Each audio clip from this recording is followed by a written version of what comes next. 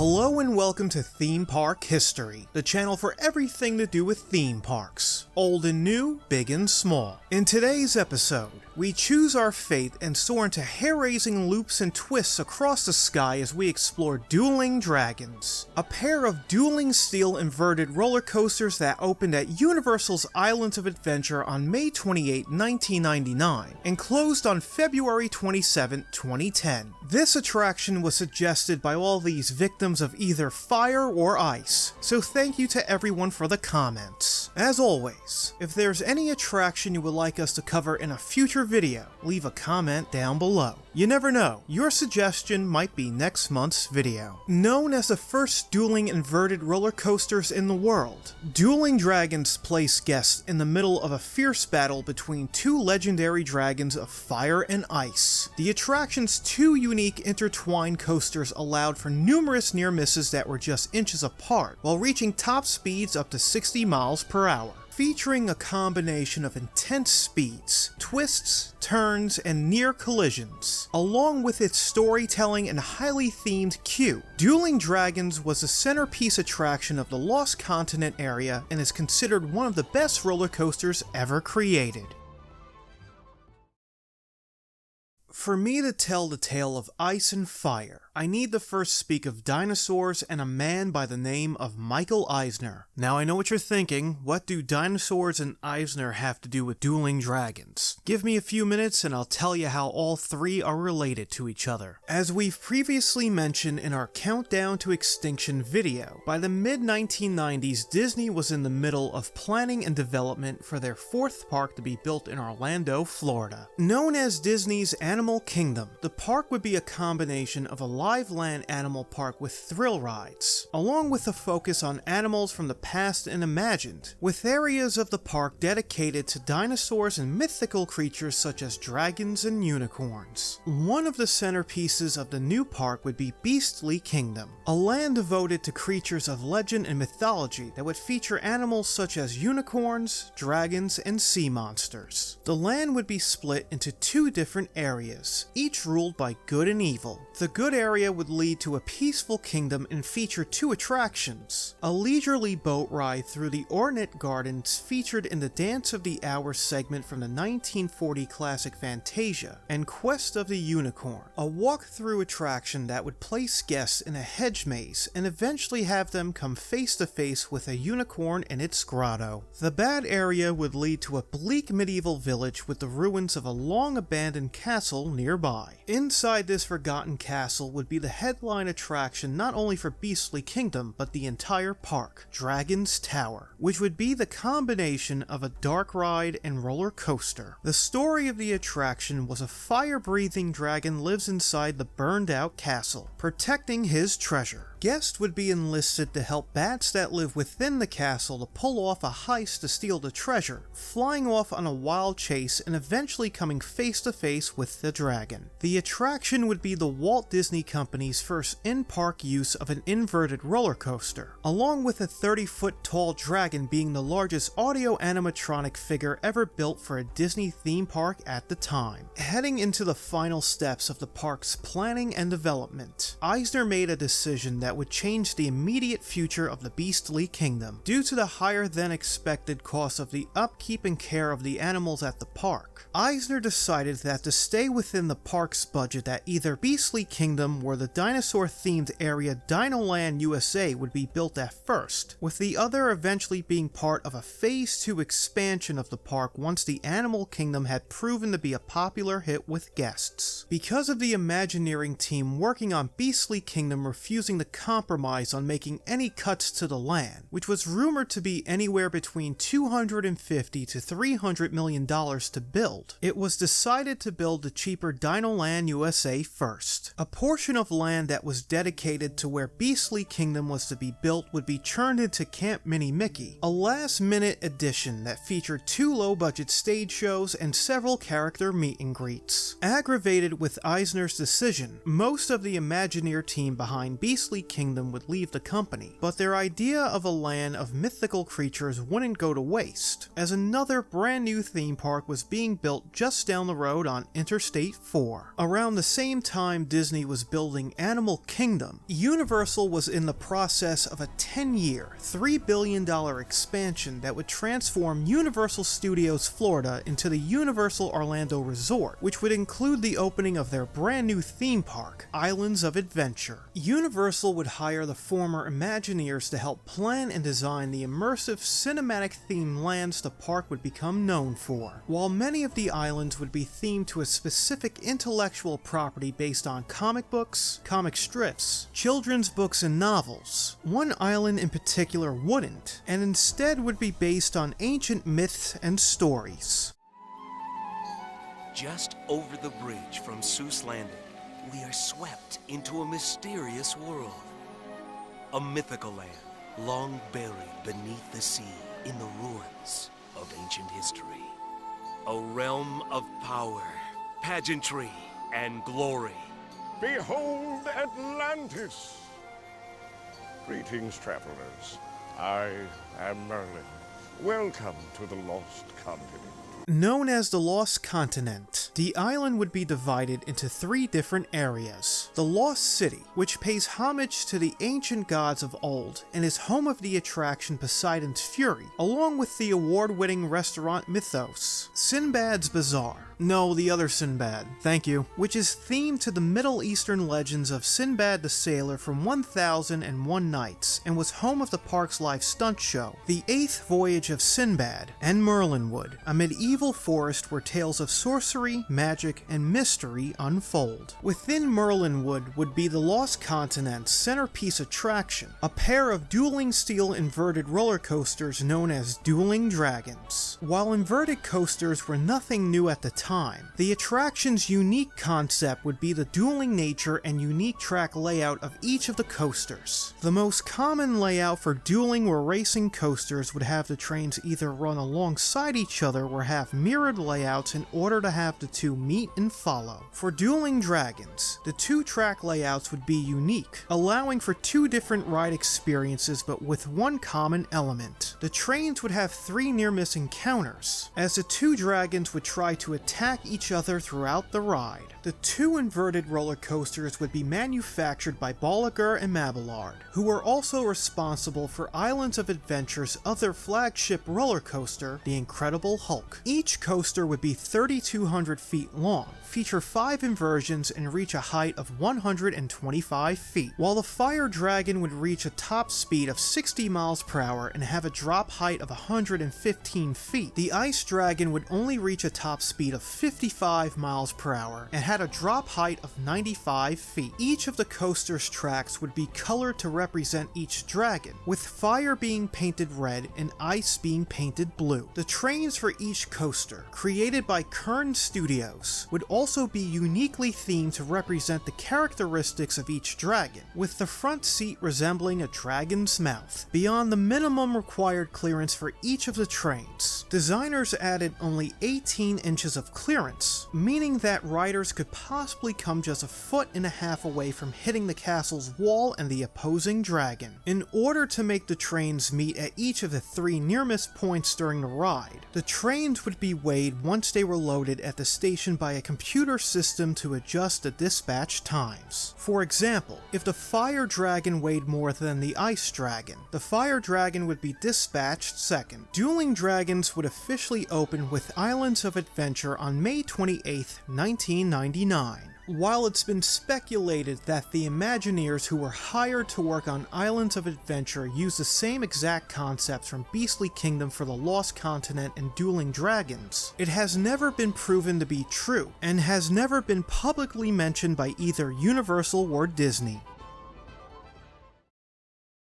Located in the Merlinwood area of the Lost Continent, guests enter the attraction by passing two massive statues of the Ice Dragon and the Fire Dragon, frozen in battle. In between the two dragons, guests are able to see where the three near misses take place when on the ride. Guests make their way into an abandoned, dilapidated castle, where an enchanted stained glass window tells the story of the attraction. A wizard named Merlin explains that two rival dragons, Blizzrock, representing ice, and Pyrock, representing fire, have taken over the castle, and all the brave knights have perished attempting to take it back from them. Now only Merlin remains, warning guests to turn back from the castle or else suffer the same fate as the knights. Guests continue through the queue to find a tower with Merlin's spellbook on a pedestal and hear the wizard's desperate spells to rid the castle of the dragons. With his spells unsuccessful, Merlin tells the guests that the only way to escape the castle is to ride the back of one of the dragons. Further into the castle, guests enter a room full of knights who fought Pyrock and perished. Their remains literally melted into the stone walls of the room, including some pieces of their armor. The next room is where Blizzrock disposed of his would-be vanquishers, which is now frozen for all eternity, with knights frozen to the roof of the room and ice covering all surfaces. Passing by a gate where it sounds like one of the dragons is about to burst through,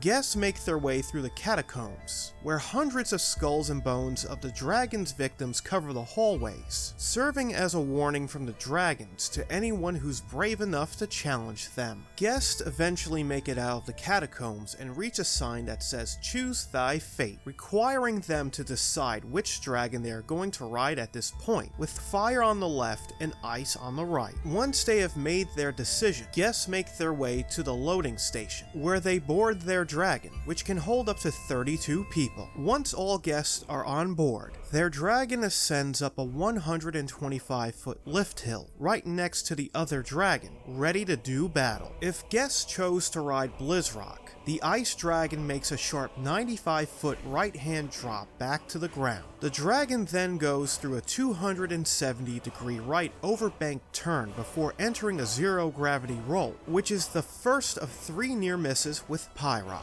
The dragon then makes a slight right turn heading straight into a wall before entering a cobra roll. After a straight section of track, the dragon enters the second near miss with Pyrock, a vertical loop. The dragon then makes a right turn into the final near miss, a corkscrew. The dragon makes a right turn, followed by a left turn leading into the final brake run. Following a right turn, the dragon returns to the station where the guests unload and exit the attraction. If guests chose to ride Pyrock, the Fire Dragon makes a sharp 115-foot left-hand drop back to the ground. The dragon heads back up through an Immelmann loop, followed by a slight airtime downward right turn before entering an airtime hill, which is the first of 3 near misses with Blizzrock. The dragon drops back, turning left slightly, leading into a second Immelmann loop. After a downward right helix and a short section of straight track, the dragon enters the second near miss with Blizzrock, a vertical loop. After the loop and another section of straight track, the dragon makes a right turn leading into the final near miss, a corkscrew. The dragon makes a left turn followed by a small drop leading into another section of straight track before entering the final element of the coaster, another corkscrew. The dragon then makes a left turn into the final brake run. Following a left turn, the dragon returns to the station where the guests unload and exit the attraction. The 2-minute, 25-second attraction was well received with guests, with many praising the roller coaster's intensity, their unique track layouts, and never-before-seen dueling concept, along with the attraction's story and highly themed queue. Dueling Dragons would rank in the top 50 of Amusement Today's Golden Ticket Awards for the top steel roller coaster every year between 2000 and 2012, peaking at number 11 in 2002. While Merlin and many knights were unable to defeat the Dragons of Fire and Ice when they made their debut at Islands of Adventure in 1999, 11 years later, one wizard would finally put the dragons down for good. On May 31st, 2007, Universal would officially announce that a brand new themed area devoted to the Harry Potter franchise, known as the Wizarding World of Harry Potter, would be coming to Islands of Adventure, the first major addition to the park since its grand opening in 1999. In order to build the Wizarding World, the new area would take over the Merlinwood area of the Lost Continent. Instead of closing Dueling Dragons, as well as the junior roller coaster The Flying Unicorn, the two attractions would instead be refurbished and rethemed to fit within the new land. Construction on the retheming of the attraction's queue would begin in the fall of 2009, with Dueling Dragons officially closing on February 27, 2010, in order to refurbish the rest of the attraction. Dragon Challenge would officially open with the Wizarding World of Harry Potter on June 18, 2010. While the layout of the roller coaster would remain unchanged, the attraction's story and queue would be changed to better fit into the overall theme of Hogwarts. The iconic dragon statues and many original features of the queue were now removed, and the attraction story now placed guests in the middle of the first contest of the Triwizard Tournament from the fourth novel, Goblet of Fire. As guests make their way through the queue, they would pass by banners that showed support for the tournament's 4 contestants. After passing the Weasleys' crashed flying Ford Angula from the second novel, Chamber of Secrets, guests enter the champion's tent, which was where the enchanted stained glass window previously was. After passing by the Triwizard Cup and the Hallway of Endless Candles, guests choose which dragon they want to ride: the Chinese Fireball, which was originally Pyrock, or the Hungarian Horntail, which was originally Blizzrock. Reception to Dragon Challenge was mixed, as fans of Dueling Dragons felt the changes made to the story and queue hurt the attraction's overall experience. While the coaster still dueled when it reopened in 2010, 2 separate incidents in the summer of 2011 would force Universal to temporarily stop the launching of the coaster simultaneously. On July 31st, a 52-year-old man was struck in his right eye by a loose object while riding in the front seat, suffering serious lacerations and having it removed permanently. Another guest would be struck by a loose object on August 11th, causing injuries to their foot, arm, and face. After an internal investigation, Universal would officially announce in October 2011 that the simultaneous launches would be permanently stopped, and Dragon Challenge would be a high-speed chase between the 2 coasters instead. It would be announced on July 24, 2017 that Dragon Challenge would be closing in order to bring an all-new themed roller coaster to the Wizarding World, making it the first major attraction to close at Islands of Adventure. Dragon Challenge would officially close on September 4th, 2017, with both of the coasters completely removed by the end of the year. Construction on the new attraction would begin in January 2018, and on February 21st, 2019, Universal would officially reveal details on the new attraction, Hagrid's Magical Creatures Motorbike Adventure. From the mysterious streets of Diagon Alley to the magical halls of Hogwarts Castle, the world's most spellbinding journey is about to take its wildest turn yet.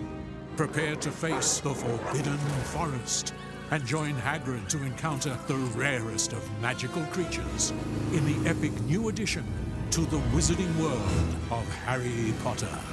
The new attraction has guests join Hagrid on a journey into the Forbidden Forest as they brave the thrills that wait beyond the school grounds of Hogwarts. Manufactured by Intamin, the roller coaster is the longest in Florida at 5,053 feet long, has the most launches in the world with 7, reaches a max speed of 50 miles per hour, and is the first roller coaster in the United States to feature a free fall vertical drop, dropping guests nearly 17 feet. The attraction would officially officially open on June 13, 2019, which is the anniversary of when Hagrid was falsely accused of opening the Chamber of Secrets. So why did Dragon Challenge close? After the changes made to the story and queue, along with the removal of the dueling feature, the attraction wasn't as popular with guests as it was when it was better known as Dueling Dragons, operating almost every single day for 18 years. The roller coaster's tracks had reached the end of its lifespan and needed to be replaced, just like the Incredible Hulk coaster was in 2015. Instead of rebuilding two roller coasters that did not appeal to everyone, the decision was made to create a roller coaster that would satisfy a larger group of both Harry Potter and theme park fans.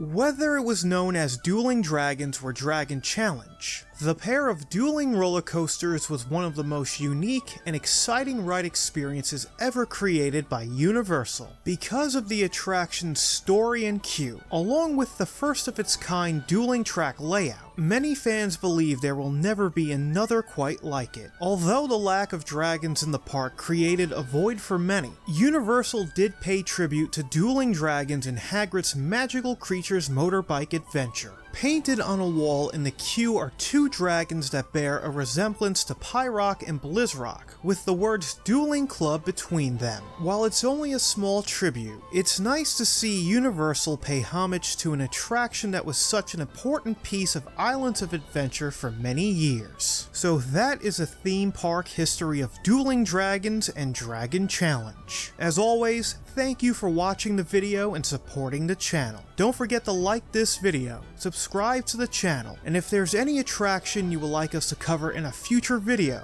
leave a comment down below. Once again, thank you for watching, and until next time, so comes snow after fire, and even dragons have their endings.